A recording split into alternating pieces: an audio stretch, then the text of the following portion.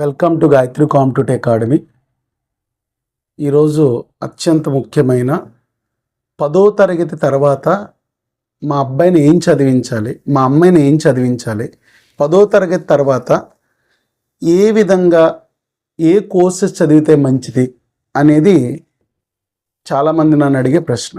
Sir మిమ్మల్ని ఎందుకు అడుగుతున్నారంటే almost Uttarandhra జిల్లా శ్రీకాకుళం, విజయనగరం, విశాఖపట్నం ఉమ్మడి జిల్లాలు, అలాగే ఉభయ రాష్ట్రాలు ఇది వరకు రోజుల్లో అనేక వందల మంది డిఎస్సికి కానీ గ్రూప్ 1కి గ్రూప్ 2కి అలాగే కానిస్టేబుల్కి సబ్ ఇన్స్పెక్టర్కి చాలామంది మన దగ్గర చదవడం, వాళ్ళ యొక్క పిల్లలు అంటే వాళ్ళు పెద్దవారే వివాహాలు చేసుకునే వాళ్ళు, వివాహం చేసుకుని పిల్లలు ఉన్నవాళ్ళు, వీళ్ళందరూ కూడా ఏంటంటే సార్ మీరు క్లాసెస్ చెప్పేటప్పుడు కాంపిటేటివ్ ఎగ్జామ్స్ అవి కూడా చెప్పేటప్పుడు చాలా విషయాలు మాట్లాడుతున్నారు, సో ఆ విషయాలు మాట్లాడేవి మాకు ఒక గైడెన్స్ రూపంలో కూడా మాకు ఇప్పుడు ఇస్తే మంచిది అనేసి మేము డైరెక్ట్గా రాలేకపోతున్నాం.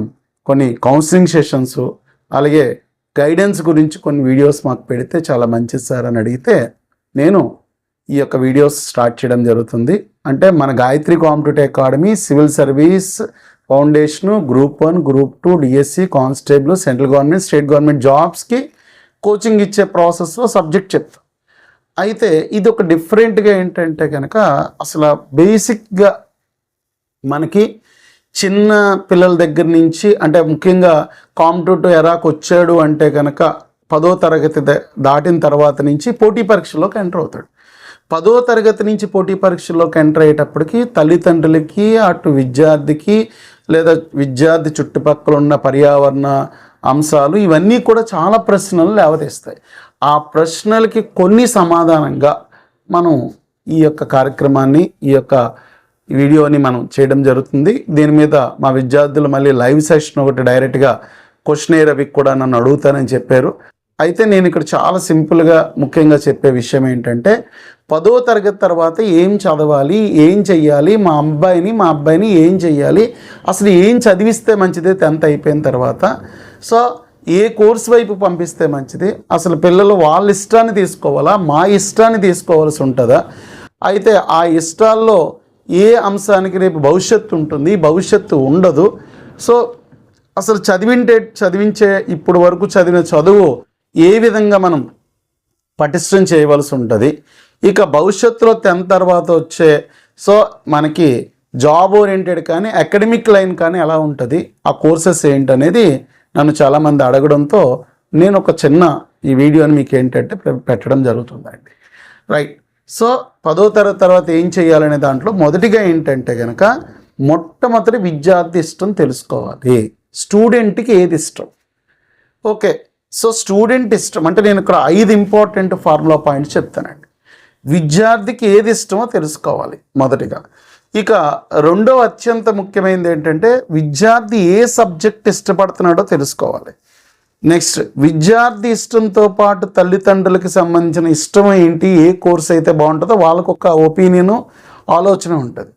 మూడో దాంట్లో విద్యార్థి ఇష్టము ప్లస్ ఈ యొక్క పిల్లల ఇష్టంతో పాటు తల్లిదండ్రుల ఇష్టము, వాతావరణం చుట్టుపక్కల వాతావరణం ఇష్టం అనేది మూడో అంశం ఉంటుందండి. నాలుగోది ఏంటంటే వారు చదివే సబ్జెక్ట్లో వాళ్ళు ఏ ఉద్యోగం వైపుకి వెళ్తారో ఆ ఉద్యోగ విషయాలు లేదా ఆ యొక్క వ్యాపార విషయాలు ఆ సంబంధించిన విషయాల పట్ల వాళ్ళకి ఖచ్చితంగా మనం ఎలా ఉంటుందో నిర్ణయించుకునే శక్తి ఇవ్వాలి. తర్వాత వాళ్ళు నిర్ణయించుకున్న అంశాలకి మార్గదర్శకత్వం ఏం చెయ్యాలనేవి నేను ఇందులో చెప్పడం అనేది ప్రధానంగా 5 సూత్రాలు మాట్లాడడం కోసమే చెప్పడం జరుగుతుంది. దీని మీద ఈ సబ్జెక్టు వివరాలు ఏం చేయాలనేది నెక్స్ట్ ఒక వీడియోలో మనం చూడడం జరుగుతుంది. సో ఈ మన ఛానల్ సబ్స్క్రైబ్ చేసుకుంటూ so 10th class below 10th class చదివే పేరెంట్స్ వీళ్ళు కూడా మనకి ఏంటంటే సో మీరు సబ్స్క్రైబ్ చేసుకున్నప్పుడు మన ఛానల్ని మిగతా విషయాలు కూడా మనకి ఏంటంటే ఖచ్చితంగా చెప్పడం జరుగుతుంది అనమాట. రైట్, ఫస్ట్ నేను ఏమంటానంటే సో అసలు విద్యార్థి చిన్నప్పుడు అడుగుతారు నన్ను నువ్వేమవుతా పెద్ద అయిన తర్వాత, నేను పోలీస్ అవుతా, నేను ఐఏఎస్ అవుతా, లేకపోతే నేను డాక్టర్ని అవుతా, నేను ఇంజనీర్ని అవుతా, ఇలా చెప్తూ ఉంటారండి. అలా వాళ్ళు ఏంటంటే వృత్తిపరంగా వాళ్ళు ఇష్టపడడానికి కారణం ఏంటంటే ఇంట్లో ఉన్న వాతావరణము లేదా ఈ యొక్క సినిమా చూసో లేకపోతే కానీ చుట్టుపక్కల నేను సైంటిస్ట్ అవుతానని చెప్పే వాళ్ళు కూడా ఉంటారు, చాలా రేర్గా కొంతమంది. ఇలా ఏంటంటే ఏదో ఒక ఇష్టాన్ని వాళ్ళు ఏం చేస్తారంటే వ్యక్తం చేస్తారు. సో అంటే వాడి మైండ్లో ఒక వృత్తి అనేది ఒకటి స్ట్రాంగ్గా వచ్చింది. అంటే నేను పలానా ప్రొఫెషన్ చేస్తాను అని వాడికి అనిపించిన సందర్భంలో, పిల్లలకు అనిపించినప్పుడు, అప్పుడు రెండవ అంశం ఏంటంటే రైట్, ఆడ వృత్తిని సెలెక్ట్ చేసుకున్నాడు. మరి 10వ తరగతిలో ఏ సబ్జెక్ట్స్ వాడి చేత వాడు బాగా చదువుతున్నాడు, వాడి వృత్తికి వాడు చదివే అంశాలకి సంబంధం ఉందా లేదో చూడాలండి. అంటే నేను ఇక్కడ ఏం చెప్తానంటే కనుక వాడు మంచి ఇంజనీర్ అవ్వాలన్నాడు. పాప మ్యాథమెటిక్స్, ఫిజిక్స్, కెమిస్ట్రీ వాడికి ఏంటంటే మార్కులు తక్కువ వస్తున్నాయి. అయితే మార్కులే ప్రామాణికమైన అంశమా అంటే కనుక అది అన్ని సందర్భాల్లో తీసుకోవడానికి కూడా నా దృష్టిలో అది సరైన ప్రక్రియ అయితే కాదండి. మన విద్యా అంశాలని అంటే మనం విమర్శించేంత పరిస్థితి, స్థాయి, దాన్ని మనం పొట్ట చేయించుకుంటే కాళ్ళ మీద పడుతుంది అన్నట్టు నేను ఒక విషయాన్ని చెప్తానండి. ఇక్కడ ఏంటంటే మన విద్యా వ్యవస్థ విధానం ఏంటంటే కనుక, సో పరీక్షలో ఏ ప్రశ్నలు వస్తాయో అవి టీచర్ చెప్పాలి, టీచర్ చెప్పినవన్నీ పరీక్షలో రావాలి. ఈ రెండే మన విద్యా ప్రక్రియ అండి. టీచర్ ఏ క్వశ్చన్ చెప్పాడో పరీక్షలో రావాలి, పరీక్షలో ఏం వస్తాయో టీచర్ అది చెప్పాలి. ఈ రెండు చెప్తే బాగా చదువుకున్నట్టు. ఇది కాదు, ఓకే, అది ఎట్టి పరిస్థితుల ప్రక్రియ కాదు. సో కాబట్టి సబ్జెక్ట్లో మార్కులు బట్టి డిసైడ్ అవ్వడం కాదు. అంటే ఇంజనీర్ అవుదాం అనుకున్నాడు, పాపం మ్యాథ్స్, ఫిజిక్స్ను, కెమిస్ట్రీ సరిగా రావట్లేదు. ఐఏఎస్ అవుదాం అనుకున్నాడు, వాడికి సోషల్ స్టడీస్ మీద వాడికి పెద్ద ఇంట్రెస్ట్ ఉండదు. డాక్టర్ అవుదాం అనుకుంటాడు, బయాలజీలో మార్కులు తక్కువ, బయాలజీ మీద వాడికి ఏమో అవగాహన ఉండదు. అలాగే వాడు సైంటిస్ట్ అవ్వాలనుకుంటాడు, సో అన్ని సబ్జెక్టులు గురించి పెద్దగా కమాండ్ ఉండదు, ఏదో లాంగ్వేజ్ మీద వాడికి ఐడియా ఉంటుంది. ఇలా వాడిని కొంత బేరీజా వేయడానికి ఏంటంటే వృత్తి నిర్ణయించుకున్న తర్వాత వాడికి వచ్చే సబ్జెక్ట్స్ని, పిల్లలకు వచ్చే సబ్జెక్ట్స్ని మనం పరిశీలించాలండి. అంటే ఏ మార్క్ చదువుతాడు, ఏది స్వతహాగా అర్థం చేసుకుంటాడు, సో ఏది పిల్లలు మనకి త్వరగా అర్థం చేసుకునే దాని పట్ల వెళ్తున్నాడు అనేది మనం ఏంటంటే రెండో స్టెప్లో చూడాలి. ఫస్ట్ వాడి చిన్నప్పుడు ఏమవుతావు అనేది, రెండోది వాడు ఏ సబ్జెక్ట్స్ చదువుతున్నాడు, ఎలా చదువుతున్నాడు, చదివే ప్రక్రియ ఎలా ఉంటుంది అనేది రెండోది చూడాలండి. అంటే వాడికి ఆ ప్రొఫెషన్ పట్ల వాడి మాటకి వాడి చేతకి సింక్రనైజింగ్, అంటే మాటకి చేతకి మధ్య సమన్వయము ఉందా లేదా, సో దాని పట్ల మక్కువ చూపుతున్నాడా లేదా అనేది రెండవ చాలా ముఖ్యమైన అంశం అండి. ఇది చూడాలి. అంటే వృత్తిపరంగా చూసుకుని ఇష్టం ఉన్న సబ్జెక్ట్స్ ఏంటో చూసుకోవాల్సి ఉంటుంది. ఇక మూడో చాలా ముఖ్యమైన అంశం ఏంటంటే కనుక నేను చెప్పే ముఖ్యమైన సలహా, సో ప్రతి వృత్తి గురించి, అంటే స్టూడెంట్ సబ్జెక్ట్ చదువుతాడు, తను జాబ్ ఇష్టపడతాడు, సో పేరెంట్ ఇష్టపడతాడు, పేరెంట్ ఇష్టపడే జాబ్లోకి వెళ్ళాలా, లేకపోతే వాడికి ఇష్టమైన జాబ్లోకి వెళ్ళాలా, లేదా పేరెంట్ చూపే బిజినెస్ వైపుకి వెళ్ళాలా, లేకపోతే తాను అనుకున్న ఒక డాక్టరో, ఇంజనీరో, లాయరో అవ్వాలా. ఇలా అనుకున్నప్పుడు లేదా పేరెంట్స్ లేదు సాఫ్ట్వేర్ చాలా బాగుంది, సాఫ్ట్వేర్ వైపుకి వెళ్ళాలా, నువ్వు ఎంపీసీ తీసుకోవాలా అని ఈ సందర్భం వచ్చినప్పుడు నేనేం చెప్తానంటే, మొట్టమొదటిగా సో వాడు ఏ వృత్తి వెళ్ళాలనుకుంటున్నాడో ఆ వృత్తి గురించి, ఆ వృత్తిలో జరిగే కష్టము, సుఖము, సో దానిలో లాభము, నష్టము, గౌరవము, ఈ మూడు కూడా చెప్పాలండి. అంటే ఇప్పుడు ఫర్ ఎగ్జాంపుల్ ఒక డాక్టర్ అవ్వాలనుకోండి, డాక్టర్ అవ్వాలనుకున్నప్పుడు ఏంటంటే డాక్టర్కి సంబంధించి ఓకే, సో మనం బాటనీ, జువాలజీ, కెమిస్ట్రీ అన్ని సబ్జెక్ట్స్ చదువుతూ, సో నీట్ ఎగ్జామ్ రాస్తూ, అలాగే వాడికి మిగతా సబ్జెక్ట్స్ కూడా అవగాహన ఉండాలి. అంటే ఒక్కొక్క ప్రాంతంలో ఒక్కొక్క రకమైన వ్యాధులు వస్తూ ఉంటాయి. అంటే జియోగ్రఫీకి సంబంధించిన విషయాలు కూడా తెలియాలి. ఒకప్పుడు ఏ వ్యాధులు వచ్చాయంటే హిస్టరీ కూడా తెలిసి ఉండాలి. ఇలా అన్ని సబ్జెక్ట్స్ మీద అవగాహన ఉంటేనే వాడు నీట్ ఎగ్జామ్ రాసేసరికి మైండ్ సెట్ అన్నీ బాగున్నా లేదా, అంటే ఓవరాల్ మంచి మార్క్స్ వచ్చేసరికి సో డాక్టర్ అవడానికి ఓకే అదన్నీ బాగానే ఉంది, నీట్ రాస్తాడు, వాడికి ప్రిపరేషన్ చేస్తూ ఉంటాడండి. కానీ అక్కడ సో డాక్టర్ అనేవాడికి ఎంత మినిమం జీతం వస్తుంది, ఎంత మ్యాక్సిమం జీతం వస్తుంది, సో జీతం అనేదే కాదు, సమాజంలో గౌరవం. అంటే ఒక మనిషి జీవితము ఇంకా ప్రాణం పోతుంది అన్నప్పుడు బతికిస్తే ఆ తల్లిదండ్రులు లేదా ఆ యొక్క బతికిన ప్రాణి సాక్షాత్తు దైవ స్వరూపంగా దండం పెట్టేటప్పుడు ఒక పరిస్థితిని, అలాగే సో వాళ్ళ మీద ఉండే గౌరవం, సో వాళ్ళ మీద ఉండే ఒక ప్రత్యేకమైన సో గ్రాటిట్యూడ్, ఇవన్నీ కూడా చూపెట్టాలి. అలాగే ఎప్పుడైనా సరే ఒక ఫోన్ కాల్కి ఆన్సర్ చెప్పడం, ఎప్పుడైనా ఒక మెసేజ్ పెడితే ఆన్సర్ చెప్పడం నిరంతరం. అంటే ఈరోజు రేపు ఇప్పుడు పండగ సెలబ్రేషన్, అనుకోకుండా కాల్ వస్తే హాస్పిటల్ నుంచి వెళ్ళి దానికి అటెండ్ అవ్వాలి. సో అనుకోకుండా కూతురి పెళ్ళి అవుతుంది, కొడుకు పెళ్ళి అవుతుంది, అక్కడ సబ్స్టిట్యూట్ ఉంటే పర్వాలేదు, వాడికి కూడా డౌట్ వచ్చి మీరు ఇమీడియట్గా నాకు ఒక సలహా ఇవ్వాలి అన్నప్పుడు కూడా చెప్పగలగాలి. అంటే అనుకోకుండా ఏ సంఘటన జరిగినా అర్ధరాత్రైనా అపరాత్రైనా వెళ్ళడము ఎంత కష్టంగా ఉంటుందో, అలాగే సో దానిలో వచ్చిన గౌరవం వల్ల ఎంత మర్యాద ఉంటుందో, సో దానిలో వచ్చే ఆదాయము, సో దాంట్లో వచ్చే ఇబ్బందులు ఇవన్నీ కూడా తెలియచేయాలంటారండి. ఓకే, అలాగే ఒక కలెక్టర్ అవ్వాలి అనుకుంటున్నాడు. కలెక్టర్ అవ్వాలి అనేసి అన్నప్పుడు సోషల్ స్టడీస్ చదవాలి, మిగతా చదవాలి, సో యూపీఎస్సీ రాయాలి, లేకపోతే ఏబిపిఎస్సీ రాసుకుంటే డిప్యూటీ కలెక్టర్ అయి ప్రమోషన్ వస్తుంది. ఇవన్నీ ఎలాగో చెప్తాం, అది వేరే. కానీ ఒక కలెక్టర్ అవ్వాలనుకున్నప్పుడు కలెక్టర్ అయితే ఏం చేస్తావు, ఎలా చేస్తావు, అసలు ఎలా ఉద్యోగం ఉంటుంది, ఏ టైం నుంచి ఏ టైం పనిచేయాలి, ఎంతమంది సో ఉద్యోగ సిబ్బంది నీ మీద ఆధారపడి ఉంటారు, ఎలాంటి నిర్ణయం తీసుకోగలవు, క్రిటికల్గా ఉంటుంది లేదా, కలెక్టర్ ఆఫీస్ చుట్టూ ఒకసారి తీసుకెళ్ళాలి. అంటే ఒక డాక్టర్ దగ్గర చూపెట్టేటప్పుడు మీకు పరిచయస్తులో పరిచయం కాని వాళ్ళను ఒక్కసారి బతిమాలి, సార్ మా అబ్బాయి డాక్టర్ చదవాలనుకుంటున్నారు, నమస్కారం అండి, మీ వృత్తి మీద మాకు గౌరవం ఉంది, వాడికి కాస్త చెప్తారా ఎలా ఉంటుంది అంటే, పరీక్ష ఇది రావాలి అది ప్రిపేర్ అవ్వాలి కాదు, మంచి చెడు, లాభం నష్టం, సుఖం దుఃఖం, ఇవి ఆ డాక్టర్ వృత్తిలో. అలాగే ఒక కలెక్టర్ అంటే కలెక్టర్ ఎవరు అపాయింట్మెంట్ ఎవరు సార్ అంటే ఏదో ఒక ప్రయత్నం చేస్తే 10 నిమిషాలు మనకి ఇస్తారండి. మన అబ్బాయి కోసం మాత్రం ట్రై చేయలేకపోతే మనము సినిమా యాక్టర్స్ వాళ్ళ కోసం అసలు వాళ్ళు మన పలకరించకపోయిన ఇల్లు అందులో చనిపోయే తల్లిదండ్రులు ఉన్నారు మనకి ఇంకా. సో వాళ్ళు మన పలకరిస్తారో లేదో తెలియదు, కానీ మన వాళ్ళు చచ్చిపోయే వాళ్ళు చాలామంది ఉన్నారు.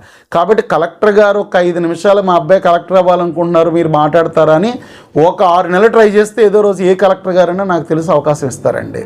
ఎందుకంటే మన కలెక్టర్స్ అంత సెలబ్రిటీస్ అయితే కాదు, చాలా అద్భుతంగా అడ్మినిస్ట్రేషన్ ఏం చేయాలో తెలుసు. వాళ్ళతో మాట్లాడించడం, ఆ ఉద్యోగులు ఎలా ఉంటారు, సిబ్బంది ఎలా ఉంటారు, కలెక్టర్ ఆఫీస్ ఎలా ఉంటుంది, ఐఏఎస్ అయితే ఐపీఎస్ ఒక కమిషనర్ ఒక ఎస్పీ ఆఫీస్కి తీసుకెళ్ళడం, వాళ్ళకు కూడా ఒక 5 నిమిషాలు సార్ మీరు మా అబ్బాయి మాట్లాడతాడు అని మీరు ఆ యొక్క వృత్తిని ఇష్టపడేటప్పుడు ఆ వృత్తి కలిగిన వ్యక్తులతో మాట్లాడించడం. లేదా మా అబ్బాయి మంచి లాయర్ అవ్వాలనుకుంటున్నాడు, మంచి జడ్జి అవ్వాలనుకుంటున్నాడు, సో వాడు క్లాట్ రాస్తాడా, తర్వాత లాసెట్ రాస్తాడా, ఏ విధంగా అవుతాడు, ఏ ప్రిపరేషన్, అదంతా వేరే సబ్జెక్టు. సో ఆ లాయర్తో మాట్లాడించడం. ఇంకా వివిధ రంగాలు ఎలా ఉంటాయని ప్రశ్న వచ్చినప్పుడు మన చుట్టాలు ఉంటారు, బంధువులు ఉంటారు, వాళ్ళందరితో ముందు మాట్లాడించాలండి ఆ వృత్తి ఎలా ఉంది. సో మా అబ్బాయి సాఫ్ట్వేర్కి వెళ్దారనుకున్నాడు, లేదా మా అబ్బాయి ఐఐటీని అవ్వాలనుకుంటున్నాడు, సో ఐఐటీ ఎలాగ అవుతాడు, సో ఐఐటీని అవ్వాలంటే ఏంటి, ఐఐటీ తర్వాత పరిస్థితి ఎలా ఉంటుంది. సో ఇలాగ మన తెలుసున్న బంధువులు మిత్రులు చాలామంది ఉంటారండి. మన సోషల్ రిలేషన్ మెయింటైన్ చేయడం అంటే ఏదో మనకు అవసరానికి ఉపయోగపడుతుందో కాదండి, తెలుసుకోవడానికి.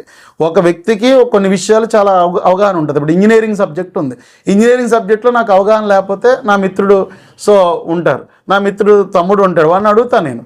అలాగే సో ఇంకొక సబ్జెక్ట్ మెడిసిన్లో నాకు తెలియదు, సో నా గురువుగారి యొక్క వాళ్ళ అమ్మాయి ఉంటుంది, వాళ్ళ అమ్మాయి నేను అడుగుతాను. గురుగారి యొక్క తమ్ముడు అమ్మాయి ఉంటుంది, లేదా ఇంకా నాకు కావాల్సిన వెల్విషర్స్ చాలామంది ఉన్నారు, నా బంధువులు ఉన్నారు, వాళ్ళని అడుగుతాను. ఇలా మనకి తెలియనప్పుడు ఆ రంగాన్ని గురించి ఒక 10 నిమిషాలు ఖచ్చితంగా మనకి కేటాయించేటటువంటి సుహృద్భావ వాతావరణం, ఆ వృత్తిలో కష్టాలు సుఖాలు నష్టాలు అంటే ఒక లాయర్ కానీ, ఒక డాక్టర్ కానీ, ఒక పోలీస్ కానీ, ఒక జడ్జి కానీ, ఒక ఇంజనీర్ కానీ, అందులో మళ్ళీ ఎలక్ట్రికల్ ఇంజనీర్ కానీ, మెకానికల్ ఇంజనీర్ కానీ, ఇలా వీళ్ళతో కాసేపు మాట్లాడిస్తే, ఒక సాఫ్ట్వేర్ ఎంప్లాయీ కానీ, సో అబ్రాడ్లో సెట్ అయిన వ్యక్తులు కానీ, ఒక సైంటిస్టులు కానీ ఎవరో ఒకరు ఉంటారండి. ఉండకపోవడం అంటూ ఉండదు. మనం ప్రయత్నిస్తే మనకి బాగా విద్య పట్ల పరిచయమైన వ్యక్తులతో పరిచయం ఏర్పడితే వాళ్ళే తీసుకెళ్తారు, వాళ్ళే పలానా వాళ్ళతో మాట్లాడండి ఒక 5 నిమిషాలు ఇస్తారండి. నిజంగా చెప్పాలంటే మనకి పిల్లలకి సెలబ్రిటీ ఇంటర్వ్యూలో లేకపోతే ఇంకోటో సో లేకపోతే సినిమా ఫంక్షన్ 100 days ఫంక్షన్సో వీటి బదులు ఇవి చేయడం చాలా చాలా ఇంపార్టెంట్. అంటే నేను మూడో ఇంపార్టెంట్ పాయింట్ ఏంటంటే పిల్లలకి ఏ వృత్తి ఇష్టపడుతున్నారో ఆ వృత్తిలో జరిగే కష్ట నష్టాలు చెప్పాలి. అది ముందు చూపెట్టండి. వాడు ఏం డిసైడ్ అవుతాడు ఏదని మీరు డిసైడ్ అవ్వద్దు, వాడు డిసైడ్ చేసింది ఫైనల్ కాదు తప్పనిసరిగా. అంటే మీరు ఆ వృత్తి ఏం చేస్తాడనుకున్నాడు ఆ వృత్తికి సంబంధించిన వ్యక్తులు. అలాగే మీరు ఒక వృత్తి అంటే మీరు ఎవరో ఒక ప్రొఫెసర్ని చూశారు, ఒక లెక్చరర్ని చూశారు, ఒక టీచర్ని చూశారు, అబ్బాయి ఎంత బాగుంటుందో ఎంత గౌరవం ఉంటుందో, లేకపోతే వాళ్ళు ఎంచక్క సెలవులు వస్తాయి, సమ్మర్ హాలిడేస్ వస్తాయి, ఎప్పుడు సెలవులే టీచర్ల కంటే అసలు వాళ్ళ లైఫ్ ఎలా ఉంటుంది, వాళ్ళ పిల్లలకి కోసం ఎంత టైం కేటాయిస్తారు, వాళ్ళు ఎంత సాక్రిఫై చేస్తారు, సో వాళ్ళు మనుషులతో ఎలా ఉండాలి, ఆ టీచర్స్ చేయవలసిన ఇండైరెక్ట్ సాక్రిఫైనెస్ ఎంత ఉంటుంది, సో టీచర్స్ అంటే ఈ టీచర్స్ సంబంధించిన వాళ్ళు చేసే కమ్యూనిటీ ఎంత అలాంటి కాంట్రిబ్యూషన్ సొసైటీకి ఇవ్వాలి, టీచర్ రోల్ ఇండైరెక్ట్గా ఎంత ఉంటుంది, సో ఇవన్నీ కూడా మనకి ఏంటంటే డెఫినెట్గా పిల్లలకి సో తెలియచేయాలండి. అంటే ఒక టీచర్ అవ్వాలన్నా, ఒక ప్రొఫెసర్ అవ్వాలన్నా, లెక్చరర్ అవ్వాలన్నా వాళ్ళకి అనిపించినప్పుడు అనిపించినప్పుడు కూడా వాళ్ళతో కూడా మాట్లాడించాలి. మనం బయట చూసే ఒక గౌరవం, మనం బయట చూసే హోదా, బయట చూసే డబ్బు, ఇవి కాదు వృత్తిని డిసైడ్ చేసేవి. వాళ్ళ అంతర్లీనంగా వాటిలో ఉన్న ఆ రంగంలో చాలా కాలం ఉన్న వాళ్ళు, నిష్ణాతులు, నైపుణ్యము, సో వాళ్ళకి సంబంధించిన వాళ్ళకి డెఫినెట్గా మనం ఏంటంటే ప్రాధాన్యత ఇవ్వాలి. ఒక జ్యోతిష్ శాస్త్రం నేర్చుకోవాలన్నా కూడా మనకి తెలియపోతే ఆ జ్యోతిష్యంలో కాస్త అనుభవం ఉన్న వాళ్ళు, తెలుసున్న వాళ్ళు, మన మిత్రులు, వాళ్ళు కూడా నేర్చుకోవచ్చండి ఎడిషనల్గా. అంటే ఒక నిరంతర ప్రక్రియలో ప్రతి వృత్తి గురించి కష్టము, సుఖము, గౌరవము, బాధ, మర్యాద, సమస్య, సో ఈ సమస్యల్ని మేనేజ్ చేయడము, అక్కడ సిస్టమ్ ఎలా ఉంటుంది, ఇవన్నీ కూడా ఏంటంటే తెలియచేయాలి. అంటే నేను ఇక్కడ ఏం చెప్తానంటే తల్లిదండ్రులకు ఇష్టమైనది కూడా డిసైడ్ చేసి రుద్దద్దు. అలాగే స్టూడెంట్కి సంబంధించిన పిల్లలు ఏమన్నారో ఆ కోర్సుని డిసైడ్ చేయొద్దు. మీరు ఆ వృత్తులు కలిగిన ప్రాంతాలు, ఆ వృత్తితో సంబంధమైన వ్యక్తులతో మాట్లాడించిన ఆ ప్రాంతాలను ఒక్కసారి తిరిగి చూపెడితే చాలా చాలా మంచిది. రాజకీయ నాయకుడు అవుతానన్నా కూడా వాడు ఖచ్చితంగా టీవీ ఛానల్స్, సో వాడికి సంబంధించిన పొలిటీషియన్లో గొప్ప వ్యక్తులు ఏ విధంగా ఉంటారో ఒక ఎమ్మెల్యే దగ్గరికి, ఒక పొలిటీషియన్ దగ్గర కూడా తీసుకెళ్ళండి. అంటే మన వ్యవస్థ ఏంటంటే వీళ్ళందరినీ, టీచర్ని, డాక్టర్ని, లాయర్ని, ఇంజనీర్ని అందరినీ నడిపే ఒక సిస్టమ్ పొలిటికల్ సిస్టమ్. ఆ పొలిటికల్ సిస్టంలోకి ఎవరు వెళ్ళంటున్నారు, అది వేరే సంగతి. సో ఆ వెళ్తానన్నా కూడా మీరు చక్కగా ప్రోత్సహించండి, తప్పేమీ లేదు నేను చెప్పేది. అప్పుడు ముందు చదువుకుని అందులోకి వెళ్ళరా అని చెప్పండి. లేదా సినిమా రంగంలోకి వెళ్ళాలని అనుకుంటున్నాడు, నేను సినిమా యాక్టర్ అవుతానంటున్నాడు, లేదా నేను క్రికెటర్ని అవుతానని చెప్పాడండి.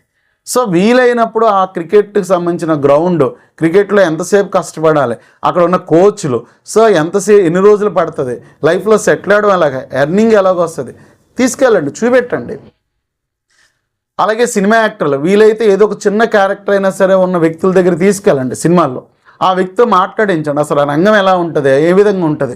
సో డైరెక్టర్ స్థాయికి వెళ్ళి ఒక కెమెరామ్యాన్ అవ్వాలనుకున్నాడు, ఫోటోగ్రాఫర్ అవ్వాలనుకున్నాడు, సో అది మినిమం ఎలా ఉంటుంది, మ్యాక్సిమం ఎలా ఉంటుంది, రేపు ఫ్యూచర్లో టెక్నాలజీ ఇంపాక్ట్స్ ఎలా ఉంటాయి. అంటే నేను ఇక్కడ ఏమంటానంటే అది చెప్పే వ్యక్తులైనా, తెలుసున్న వ్యక్తులతోనైనా మాట్లాడించండి. లేకపోతే ఆ రంగాల్లో స్థిరపడిన వారిని పరిచయం చేసుకుని మీరు డెఫినెట్గా మీరు వాళ్ళతో మాట్లాడించండి, పిల్లల చేత మీరు మాట్లాడండి, తెలుసుకోవడానికి 10వ తరగతి తర్వాత తల్లిదండ్రులు ఒక నెల రోజులు 2 నెలలు ఖర్చు పెట్టినా తప్పేమీ కాదు. 10th క్లాస్ అయిన వెంటనే వాడు ఏ వృత్తిలోకి వెళ్ళిపోవాలో ఖచ్చితంగా స్టూడెంట్ డిసైడ్ చేసుకోవాలి. దానికి తల్లిదండ్రులు ఓకే చెప్పాలి, లేదా తల్లిదండ్రులు అనుకున్నది స్టూడెంట్ ఓకే చెప్పాలి. ఇంకా వీళ్ళిద్దరూ ఓకే చెప్పారంటే కంప్లీట్ ద ఎంగేజ్మెంట్. అంటే చదువు సంబంధించిన ఎంగేజ్మెంట్ అయిపోయినట్టే నా భాషలో. అంటే చదువు సంబంధించిన ఎంగేజ్మెంట్ అయిపోయిన తర్వాత ఇంకా ఎంగేజ్మెంట్ అయిన తర్వాత పెళ్ళి నేను చేసుకోనంటే కుదరదు. అలాగే వద్దని చెప్పడానికి తల్లిదండ్రులకి లేదు, కొడుక్కి లేదు, కూతురికి లేదు. కాబట్టి ఇంకా ఎంగేజ్మెంట్ అయ్యింది అంటే ఇంకా దానికోసమే తల్లిదండ్రులు కృషి చేయాలి, దానికోసమే సో ఈ పిల్లలు కూడా మనకి కృషి చేయవలసి ఉంటుంది, దానికోసమే పాటుపడాలి. ఇంక దీన్ని ఎవరు ఏ విధంగా విమర్శించుకోకూడదు. అందుకు 10వ తరగతి తర్వాత ఖచ్చితంగా మీరు సో ఏ వృత్తిలోకి వెళ్ళాలి, ఏ కోర్సు చదవాలి అంటే వృత్తి ఇంపార్టెంట్ అండి. ఆ వృత్తికి తగ్గ కోర్సు, వృత్తికి అదనపు అభిరుచులు ఉంటాయి.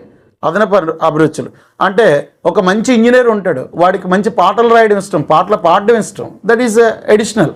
అలాగే మంచి లెక్చరర్ ఉంటారు, పొలిటికల్ సిస్టమ్ని బాగా స్టడీ చేయడం జరుగుతూ ఉంటుంది. ఒక మంచి డాక్టర్ ఉంటాడు, ఆయన చక్కగా పద్యాలు, కీర్తనలు బాగా పాడుతూ ఉంటారు ఆయన. అలాగే ఒక మంచి లాయర్ ఉంటారు, ఆయన ఆధ్యాత్మిక విషయాలు వాటిని చాలా ఇష్టపడతారు. ఆధ్యాత్మిక వ్యక్తి ఉంటాడు, ఆయనకి సమాజంలో పరిపాలన వ్యవస్థ మీద మంచి అవగాహన, అది అభిరుచులు. ఇవన్నీ కూడా పెయింటింగ్ మీద ఇష్టం ఉంటుంది కొంతమందికి. ఇలా నేను అనేది ఏంటంటే ప్రధానమైన వృత్తి ఏంటి, దానికి అనుబంధమైన వృత్తి ఏంటి, ఈ రెండింటిని అంటే వృత్తిని ఖచ్చితంగా డిసైడ్ చేసుకోవాలనుకున్నప్పుడు ఆ వృత్తికి సంబంధించిన విషయాలతో పిల్లల్ని మమేకం చేసేటట్టుగా చెయ్యండి. రేపు ఎగ్జామ్కి ఏ క్వశ్చన్ వస్తుందో ఆ క్వశ్చను అదే టీచర్ చెప్పి ఈ రెండూ జరుగుతున్న సిస్టమ్ ఉన్నంతకాలం ఇవి జరగవండి. దయించి దీని పట్ల తల్లిదండ్రులు మాత్రమే శ్రద్ధ తీసుకోండి. అంటే ముఖ్యంగా నా దగ్గర చదివిన టీచర్లు అయిన ఉద్యోగులు కానీ, గవర్నమెంట్ ఉద్యోగాలు చేస్తున్న ప్రైవేట్ సెక్టర్లో ఉన్న మిగతా అన్ని రంగాల వారికి నేను ఇది చాలా కీలకంగా చెప్పడం జరుగుతుందండి. ముఖ్యంగా మిగతా సో వాళ్ళకు కూడా చెప్పే ప్రధానమైన సలహా అంటే మీరు ఏదో డిసైడ్ అయిపోకండి, స్టూడెంట్ సో మీ అబ్బాయి అమ్మాయి డిసైడ్ అయింది ఫైనల్ చేయకండి.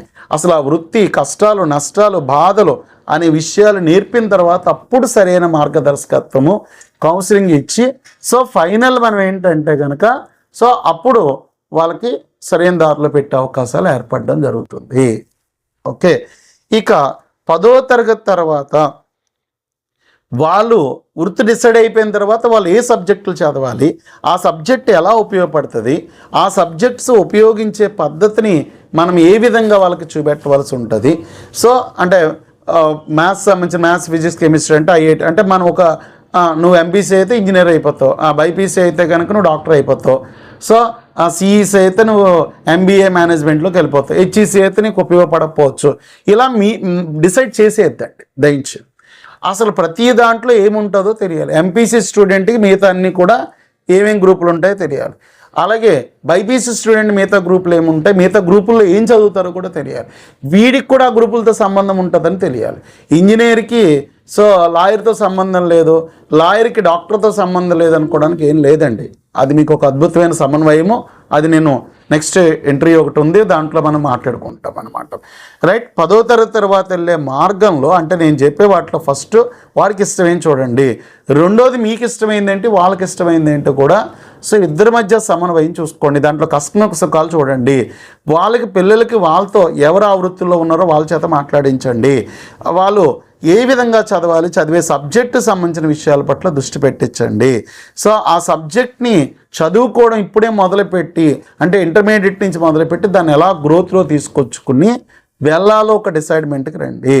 అప్పుడు ఖచ్చితమైన మార్గదర్శకత్వం కౌన్సిలింగ్ మనకి దొరుకుతుంది. అంటే ఆ మార్గం వైపు మనం ప్రయాణించడం. అప్పుడు 10th తర్వాత వాడు ఐటీఐకి వెళ్ళాలా, డిప్లొమాకి వెళ్ళాలా, టెక్నికల్ కోర్సెస్కి వెళ్ళాలా, నాన్ టెక్నికల్గా చెప్పడే MPC, BiPC, so CEC, HEC గ్రూపులకి వెళ్ళాలా, ఎంబైపీసీ గ్రూప్కి వెళ్ళాలా, అదొకటి.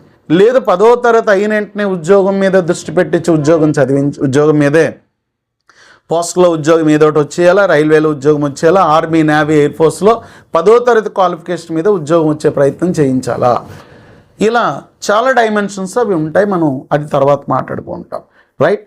అంటే 10వ తరగతి తర్వాత ఏం చేయాలనుకున్నప్పుడు 5 ఇంపార్టెంట్ సూత్రాలు ముఖ్యమైనవి. ఈ 5లో మొదటిది ఏంటంటే సో మొట్టమొదటి విద్యార్థికి ఇష్టమైంది తెలుసుకోండి, ఏ వృత్తిలోకి వెళ్తాడో తెలుసుకోండి. రెండవది ఏ సబ్జెక్ట్ బాగా ఇష్టపడుతున్నారో చూడండి. 3 సో విద్యార్థికి ఇష్టమైంది, తల్లిదండ్రులకి ఇష్టమైంది, సమాజంలో రేపు పైకి వచ్చే రంగం ఏంటో వెతుక్కుని వీళ్ళిద్దరి మధ్య సమన్వయం కుదుర్చుకుని ఆ మార్గం చూపెట్టండి. 4వది వారు చదివే సబ్జెక్టులు రేపు ఉద్యోగంలో ఇప్పటి వరకు చదివిన సబ్జెక్టు వారు చదివే సబ్జెక్టు రేపు ఉద్యోగంలో ఎలా ఉపయోగపడుతుందో ఖచ్చితంగా చెప్పండి. సో అప్పుడు సరైన మార్గదర్శకత్వం కోసం కౌన్సిలింగ్ కోసం మంచిగా తెలిసిన వ్యక్తుల దగ్గరికి తీసుకెళ్ళి మాట్లాడించండి. డెఫినెట్గా 10వ తరగతి తర్వాత సో మీ అబ్బాయి, అమ్మాయి సో మంచి సమాజంలో మంచి అద్భుతమైన వ్యక్తులుగా తీర్చిదిద్దబడతారు. భవిష్య భారతదేశం అద్భుతంగా నిర్మాణం జరుగుతుంది. మంచి సమాజానికి మంచి పిల్లలను అందించిన ఘనత మీకు దక్కుతుంది. సో ఈ యొక్క మంచి విషయాలు ఇంకా మనకు కావాలని మన ఛానల్ సబ్స్క్రైబ్ చేయండి. సో ఇంకా మంచి వీడియోస్ కోసం ఏంటంటే కంటిన్యూ మనకు వచ్చే వీడియోస్ అవి కూడా ఫాలో అవ్వండి. Thank you very much. Gayatri competitive academy.